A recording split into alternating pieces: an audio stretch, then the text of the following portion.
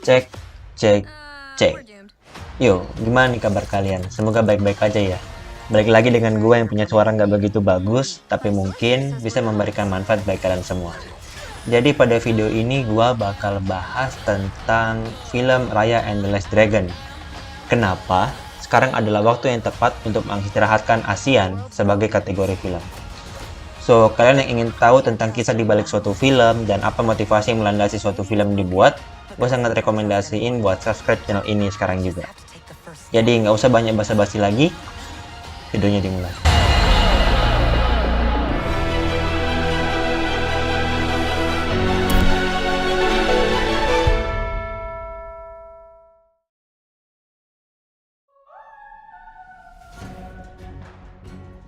Raya and the Last Dragon seharusnya bisa menjadi suatu bentuk perayaan, karena akhirnya Hollywood memiliki film animasi yang seluruh pemerannya adalah keturunan Asia.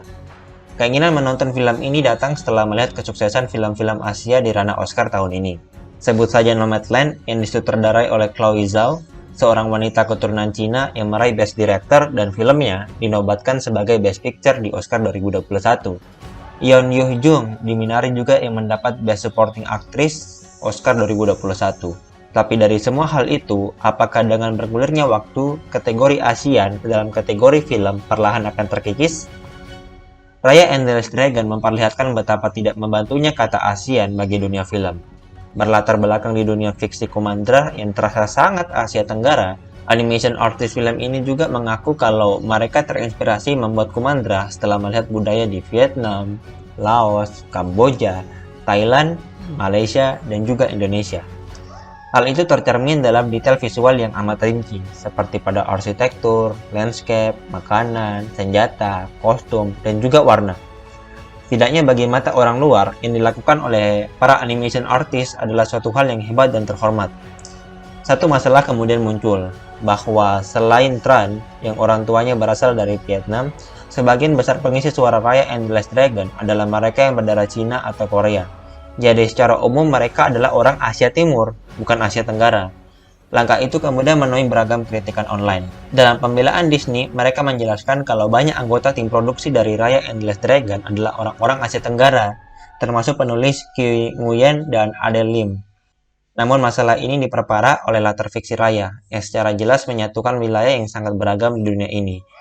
Disney sebelumnya banyak memproduksi film yang merepresentasikan kondisi geografis suatu wilayah. Sebut saja Aladdin yang berlatarkan Agrabah, semacam tempat di Arab, dan Motunui-nya Moana yang mewakili wilayah Polinesia. Namun kedua film itu jelas tidak merepresentasikan budaya suatu negara secara jelas. Sebaliknya, kisah Disney Eropa justru terasa lebih spesifik, Brave dari Skotlandia dan Beauty and the Beast dari Perancis.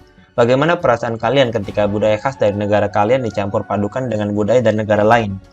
Mungkin secara umum Asia Tenggara adalah suatu bentuk kemajuan dibandingkan hanya sekadar Asia saja. Beberapa orang di Twitter juga menyatakan kegembiraan mereka karena budaya dari negara mereka akhirnya dilihat oleh Hollywood. Ini adalah garis tipis antara representasi dan apropriasi. Meski begitu, Disney setidaknya siap untuk mencoba melangkah maju. Videonya selesai.